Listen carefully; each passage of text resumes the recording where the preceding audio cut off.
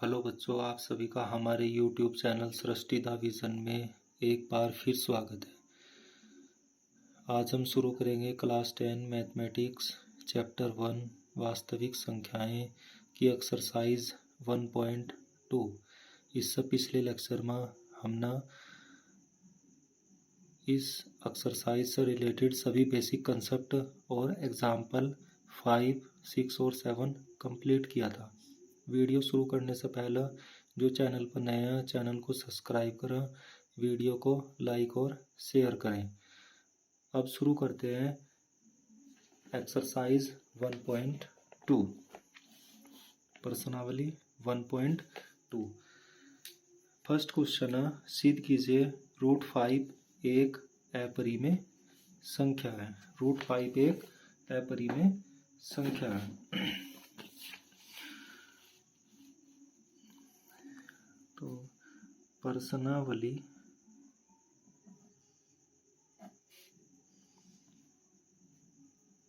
1.2।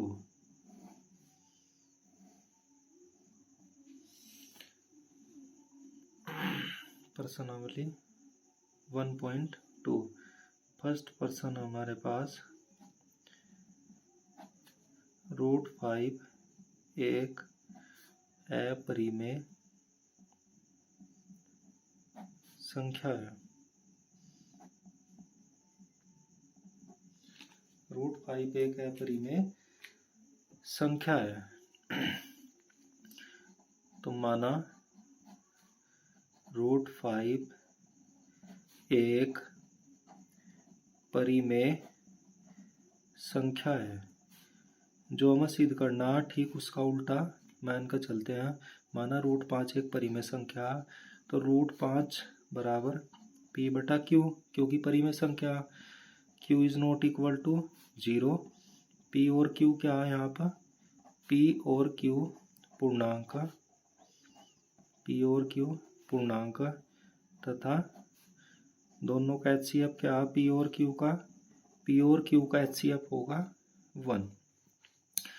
अब cross multiply कर देते हैं, बटे में 1 ले लेंगे, तो यहाँ पर p बराबर √5 q आ जाएगा। इसे हम क्या देंगे? Equation first. अब दोनों ओर का वर्क कर देंगे, दोनों ओर का वर्क करने पर दोनों ओर का वर्क करेंगे, वर्क करने पे हो जाएगा p² बराबर 5q²। सॉरी, इसे कहेंगे, इसे नहीं कहने के, इक्वेशन फर्स्ट इसे कहेंगे। अब पुनः माना p बराबर क्या ले लेंगे? 5c। इससे पहले जो एग्जाम्पल करे थे उसमें बताया था जो भी संख्या हमें अपरिमेय सिद्ध करनी है तो उसे यहाँ पर हम बिना रूट के मान लेते हैं। तो p बराबर हमने ले लिया 5c। अगर √3 होता तो 3c लेते, √2 होता तो 2c लेते, √5 तो 5c हमने ले लिया। अब वर्क करेंगे, फिर से जो वर्क करेंगे तो वर्क करने पर क्या हो जाएगा? p² बराबर 5c का स्क्वायर यानी 25c²। अब p² बराबर क्या है? देखो, p² बराबर 5q²। तो 5q² बराबर 25c होगा। समीकरण 1 से हमने जो p² की जगह क्या ले लिया? 5q²। अब 5 से 25 कट जाएगा तो कितना आ जाएगा? 5c²। ये हो गया हमारे पास समीकरण 2।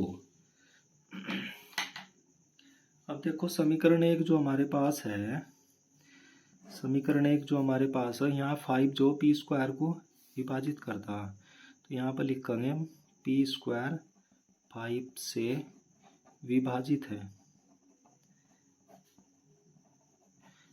विभाजित है तो हमने एक प्रमेय भी पढ़ी थी कि अगर p a² को विभाजित करता तो p a को भी विभाजित करेगा।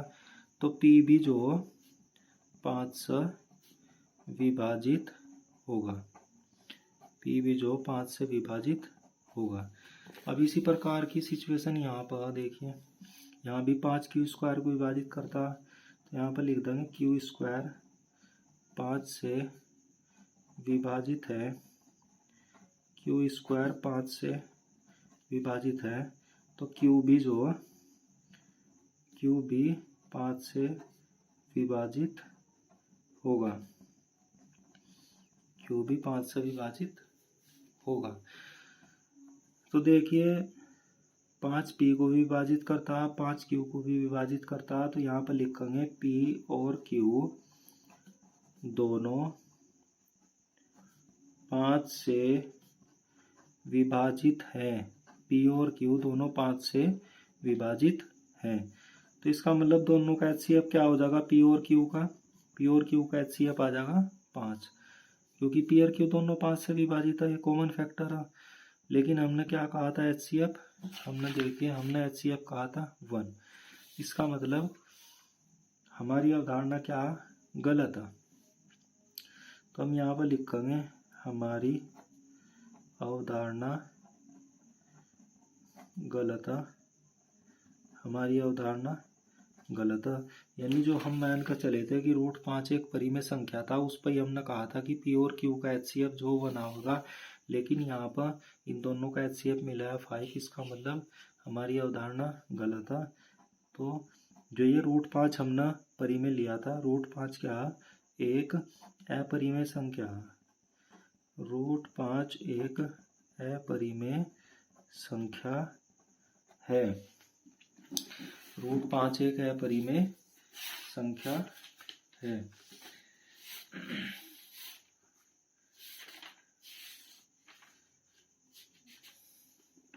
अब इसके बाद अगला एग्जाम्पल, अगला क्वेश्चन नंबर 2।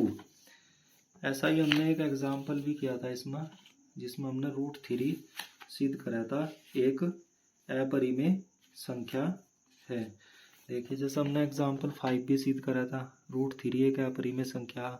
इसी प्रकार का ये हमने यहाँ पर सिद्ध कराया कि √5 एक अपरिमेय संख्या। दोनों क्वेश्चन बिल्कुल सेम है, सेम लैंग्वेज है, और इसी तरह से आपको बोर्ड के एग्जाम में भी लिखना है।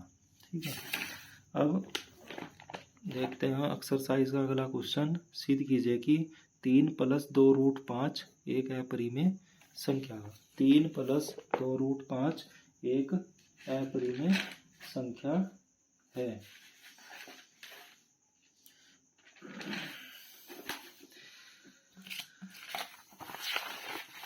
तीन + 2√5 एक अपरिमेय संख्या है। क्वेश्चन नंबर 2, 3 + 2√5 एक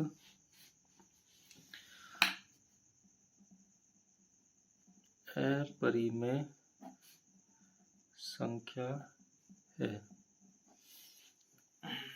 ये हम सिद्ध करना है।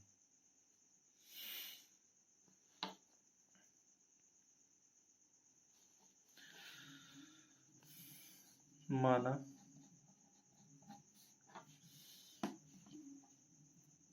3 + 2√5 एक परिमेय संख्या है। ठीक, इसका उल्टा मान कर चलेंगे। इससे पहले क्वेश्चन भी हमने ऐसे ही करे हैं। 3 + 2√5 एक परिमेय संख्या है। अब जब ये परिमेय संख्या तो 3 + 2√5 बराबर क्या हो जाएगा, P/Q। Q is not equal to 0। P और Q क्या है यहाँ पर, P और Q पूर्णांक, P और Q पूर्णांक तथा दोनों का एचसीएफ, P और Q का एचसीएफ हमारे पास 1। तो इसे इस तरह भी लिख सकते हैं, 2√5 यहीं पर आ जाएगा, और ये जो 3 यहाँ पर, ये इधर जाने पर क्या हो जाएगा, माइनस हो जाएगा। यह √5 बराबर क्या आ जाएगा, P/Q -3, और ये जो 2 यहाँ गुणा में ये पहुंच जाएगा बटे में। तो अब देखिए P/Q की फॉर्म की है, तो इसलिए क्या परिमेय संख्या है, तो हम कह देंगे P/Q -3 बटे में 2 एक परिमेय संख्या, एक परिमेय संख्या है। अब जब ये परिमेय संख्या √5 इसके बराबर है, इसका मतलब रूट 5 भी एक परिमेय संख्या है, क्योंकि दोनों आपस में बराबर, अगर यह परिमेय संख्या है तो यह भी परिमेय संख्या है। परंतु हम जानते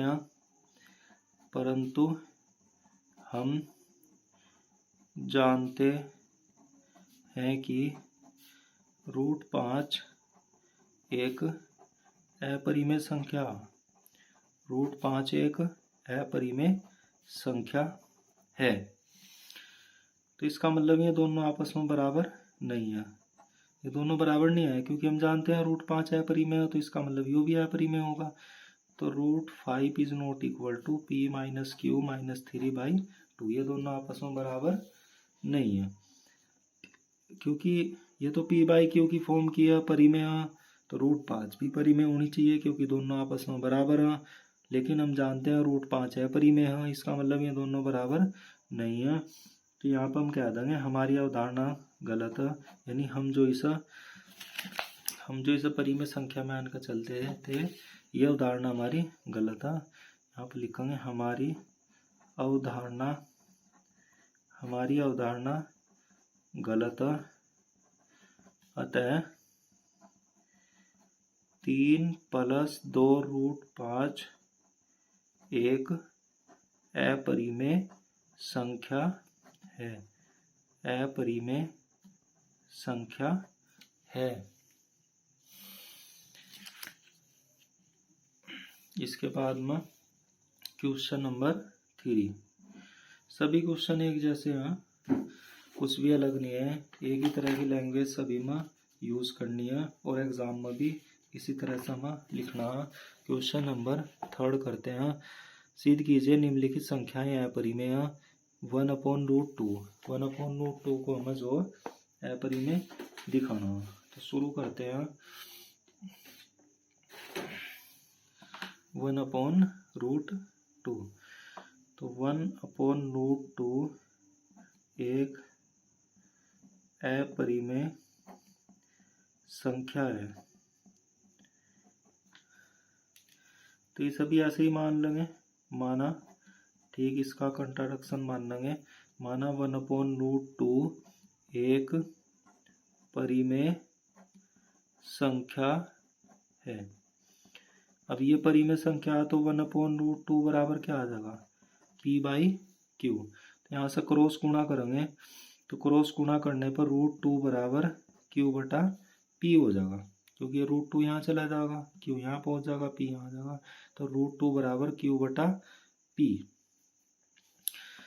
वही लिख देंगे q is not equal to 0, p और q पूर्णांक, जो सभी सॉल्यूशन में हम लिखते आ रहे, p और q पूर्णांक, तथा दोनों का HCF क्या होगा, p और q का HCF होगा हमारे पास 1, क्योंकि हमने कहा 1/√2 एक परिमेय है, तो p/q की फॉर्म की होगी, q is not equal to 0 है, p और q पूर्णांक और दोनों का HCF क्या है 1।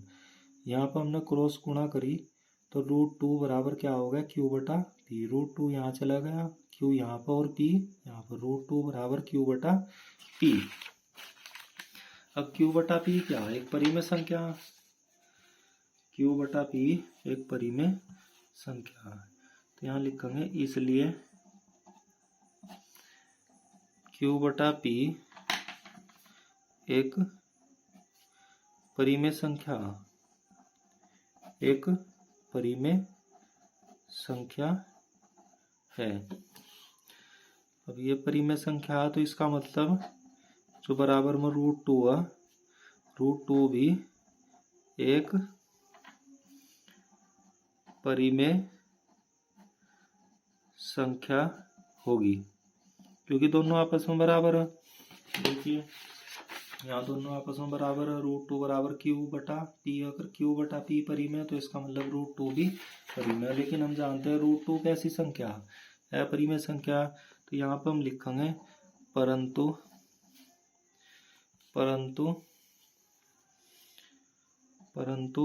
हम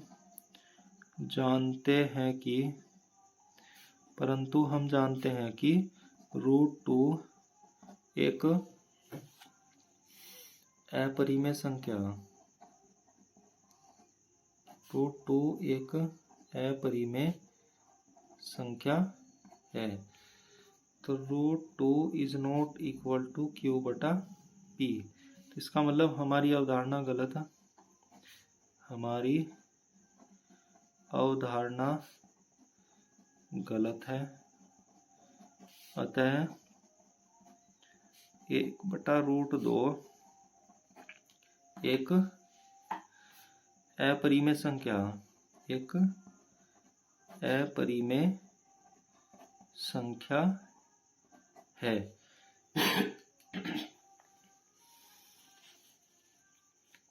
इसके बाद में नेक्स्ट पार्ट है इसका 7√5।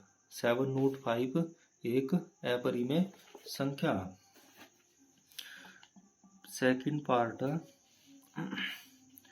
7√5 एक अपरिमेय संख्या।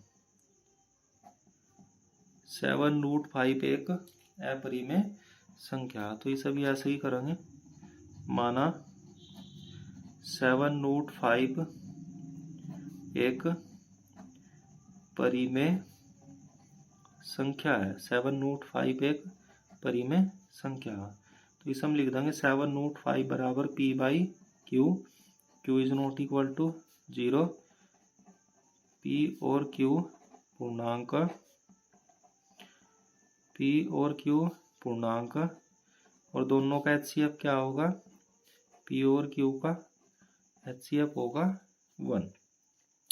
तो √5 यहीं पर आएगा, ये 7 यहाँ मल्टीप्लाई में आ जाएगा Q के साथ, तो 7Q हो जाएगा। ये 7 जो यहाँ नीचे पहुँच जाएगा, तो P/7Q। अब P/7Q क्या परिमेय है? P/7Q एक परिमेय संख्या।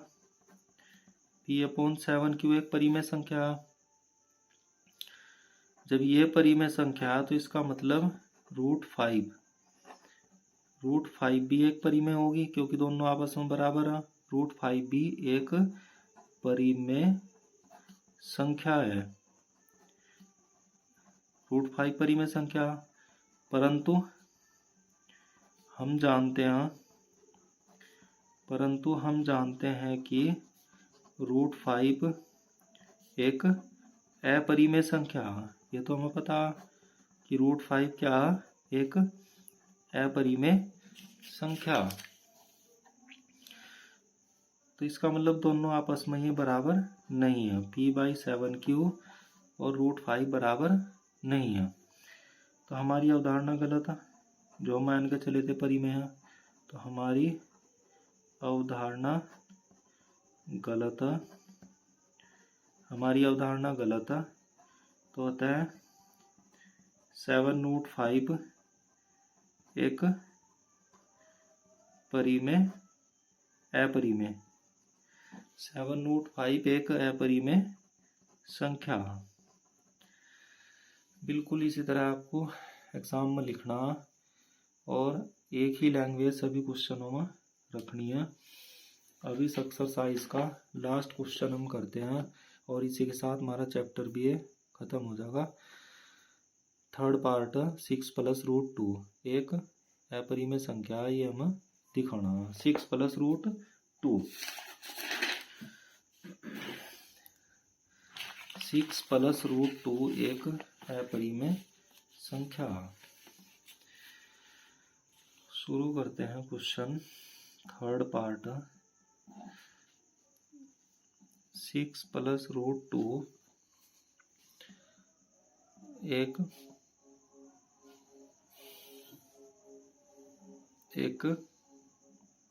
अपरिमेय संख्या। 6+√2 एक अपरिमेय संख्या। माना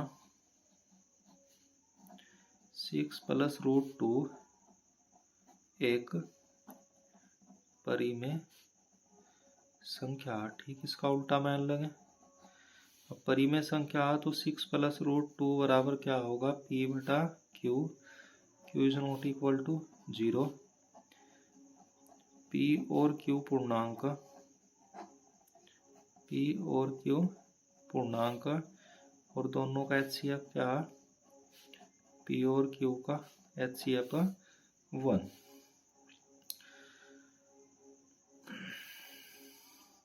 तो यहाँ पर क्या हो जाएगा, रूट 2 पी बाई क्यू, ये 6 जो इधर पहुंच जाएगा, इधर जाने पे ये क्या हो जाएगा, माइनस हो जाएगा। अब माइनस हो गया तो ये पी बटा क्यू परिमेय, ये भी परिमेय है, परिमेय में सब परिमेय घटाते हैं, परिमेय मिलता है। तो इसका मतलब पी बटा क्यू माइनस 6 क्या, एक परिमेय संख्या, एक परिमेय संख्या है। अब जब यह परिमेय संख्या तो रूट 2 इसके बराबर है, इसका मतलब रूट 2 भी एक परिमेय संख्या होगी, रूट 2 भी एक परिमेय संख्या होगी। परंतु अब हम जानते हैं, परंतु हम जानते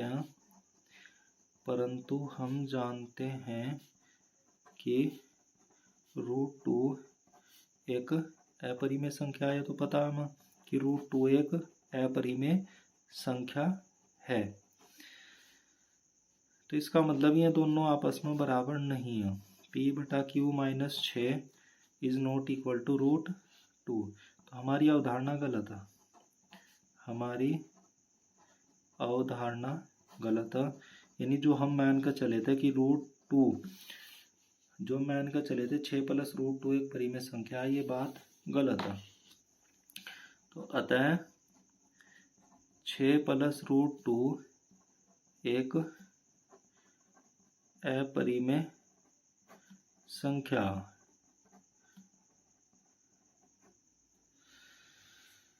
तो बच्चों ये हमारी एक्सरसाइज 1.2 कंप्लीट हो जाती है। इसमें सभी क्वेश्चन हमने करे हैं, और अगले लेक्चर में हम, अगली वीडियो में हम नेक्स्ट चैप्टर बहुपद शुरू करेंगे, चैप्टर नंबर 2 बहुपद।